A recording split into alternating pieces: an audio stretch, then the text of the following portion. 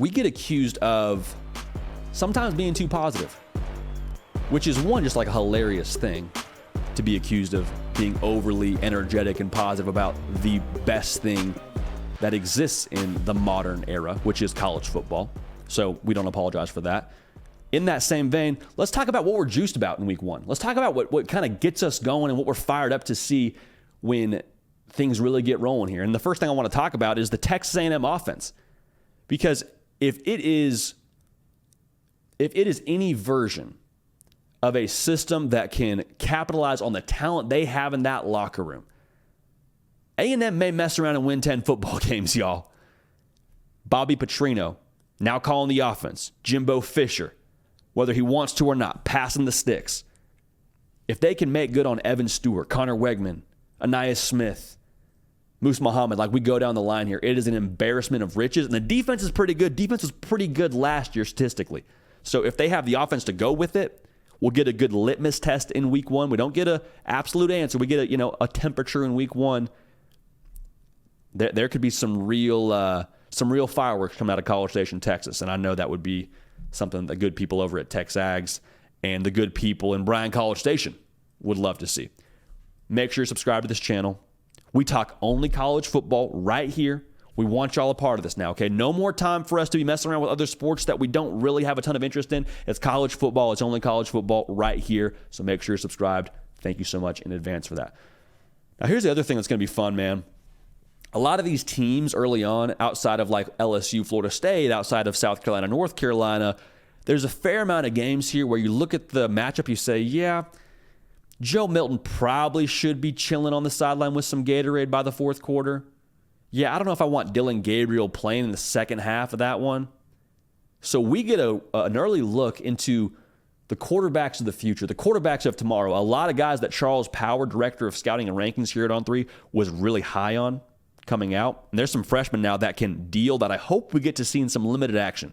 Will it be vanilla? Of course. Will it be a lot of deep shots down the field? Probably not. But even so, man, the number one player in the country for us here at On3, Nico Iamaleava, I expect him to get some burned against Virginia. Because remember, you can appear in 4 games and still keep that red shirt, which I think Tennessee, you would imagine they would want to do, but we'll see. I want to see what he looks like against Virginia. Jackson Arnold, absolute dog at the high school level. Played at a really high level in the state of Texas, rather, at Denton Guyer. They play Arkansas State as Oklahoma. He should get in the game. He was dealing in that spring game, man. The dude can absolutely deal the football. What does he look like? Dante Moore against Coastal Carolina. Does he get in the game? There was conversation around him being the guy out of camp. I'm pretty sure he's going to be the guy at some point this season. Now when, I don't know, but what does he look like against Coastal Carolina? I hope he gets in the game.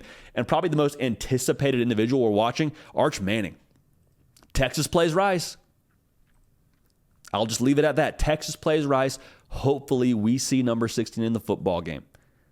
And when we do, a lot of tweets coming your way. A lot of social media posts coming your way from every other outlet wanting to just over magnify whatever he does in that game. If he throws an incompletion, you'll see about it. If he throws a touchdown, you'll see it. I just want to see the dude in a real college game, not just a spring game. So all of those guys, that's not an exhaustive list, but just seeing the quarterbacks of the future is going to be fun because those individuals and more that we haven't named are going to determine what the national title race looks like in the future. Now, how soon in the future, I don't know, but I'm just saying those are names to know. Would love to get a peek at them in week one.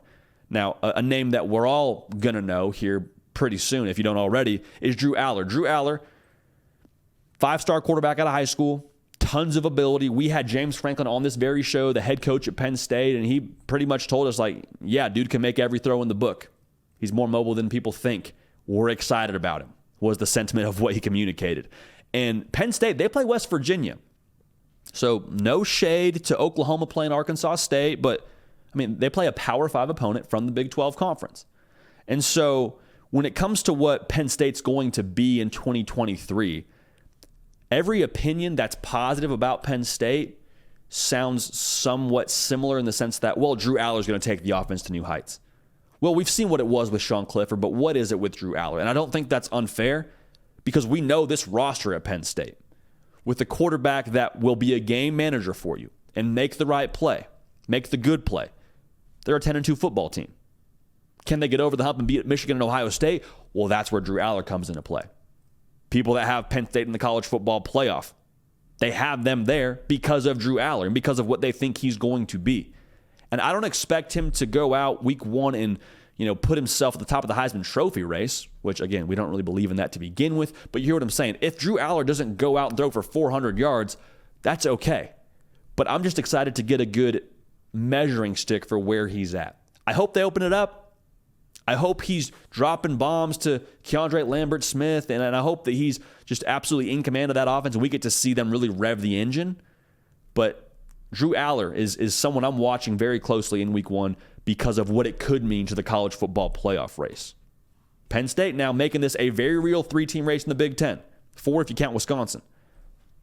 Watch that. That's going to be a lot of fun. It's going to tell us a lot about what we want to know when it comes to the entirety of the college football landscape. Now, the big thing here, we got 5 days of college football. From tonight with Florida at Utah and a myriad of other games. And then tomorrow we got the Battle of the Miamis. We got Louisville and Georgia Tech and Atlanta. Saturday is what Saturday is. We're so glad to have fall Saturdays back, like seeing an old friend. And then Sunday we got LSU, Florida State. Monday we got Clemson at Duke. Very, very crucial here. We have this on the list for a reason. We got really good stretch of 5 days of ball in front of us, counting today. It's time to dial in mentally, all right? It's time for us to start to, get our stamina back to watching so many games in a row. Some of y'all have been watching full game reruns on YouTube. And to y'all that do that, we salute you and we appreciate you being a part of this operation, because if you watch full games on YouTube, you're probably watching this show right now because you're an absolute junkie for the sport. So thank you. Time to dial in. 5 good days of college football ahead of us. Let's attack it now. Let's attack it as a group, attack it as a program. We'll make sure we talk about it on the other side and throughout as well right here on the On3 YouTube channel. Now, this to me is just poetry when it comes to college football being back. College football being back means college game day is back. And how I know we're really back is that first Reese Davis monologue over hundreds of screaming fans saying something cool in a poetic fashion that lets me know, okay, Saturday's here. Game day's here, Saturday's here. Are they on a campus this week? No, they're in Charlotte, North Carolina. Do I care? Absolutely not. Going to be a great game. Going to be probably an electric atmosphere. And that Reese Davis monologue, man, it just hits different every single time. This morning here in Nashville, right around 65 degrees, I think. When I got up this morning, got out the door, I was like, yep, only thing missing now. I got all the feels. I got the temperature I need. That Reese Davis monologue in my eardrums. That's how I know we're ready to roll. All right. So a lot to be excited about. We're juiced for week one. You're juiced for week one. Let's lock and load, baby. I got some picks for the season that I want us to unpack just a little bit. If you don't know Prize Picks, they're a daily fantasy game, and you can essentially take more or less on certain players and their stats on a weekly basis. I put some in for the season and for this week. I want to unpack them just a little bit. But the great part about them, you don't have to hit all your picks to get 100% of your money. If you hit all your picks in a power play fashion, you get a more multiplied percentage of your money. But if you do a flex play, you can do like hit 2 out of 3 and still get a pretty good return. So got some flex plays, got some power plays. But the ones that I like for this season, I have a power play with Quinn Ewers, more than 24.5 touchdowns on the season, with Joe Milton, 24.5 touchdowns on the season.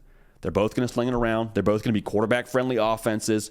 They're both going to be relied upon to score a lot of points this coming season. I love that play for the year. I'm telling you, both those dudes. If you put down, let's say, $20 in a power play, you make 3 times that, you get $60 out. So play as you want to. You can still get those into Prize Picks with the Prize Picks app. Get a membership. Redeem code JD for 100% match on your deposit, up to $100. So keep that in mind. Shout out to Prize Picks. Now, the plays that I like today, though, we got some that are going to happen actually before we even get into Saturday. And so I like Haynes King to have less than 191.5 pass yards against Louisville. Haynes King now at Georgia Tech. I just don't think they're going to open it up quite that much. I'm still a little bit conservative on Haynes King. Brennan Armstrong, quarterback at Virginia. No. Quarterback now at NC State, reunited with his former OC, Robert and I at NC State, and they play UConn.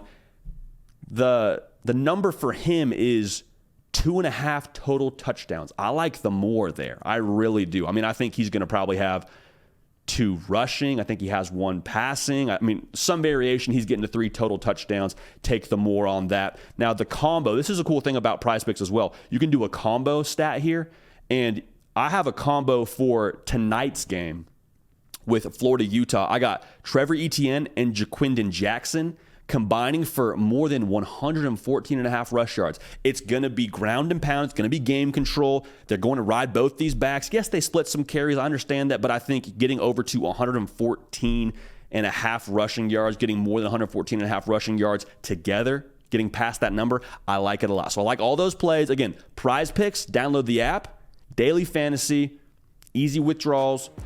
You're going to want to make sure you're locked in with us because they're bringing the heat for us all season long. Again, redeem code JD for 100% match on your deposit up to $100. Appreciate Prize Picks. Appreciate them making it happen. Man, let's get after it. Hey, y'all. Thanks so much for watching. Subscribe to the channel here to make sure you don't miss an episode of The Hard Count. Also, be sure to check out other videos on the On3 YouTube channel.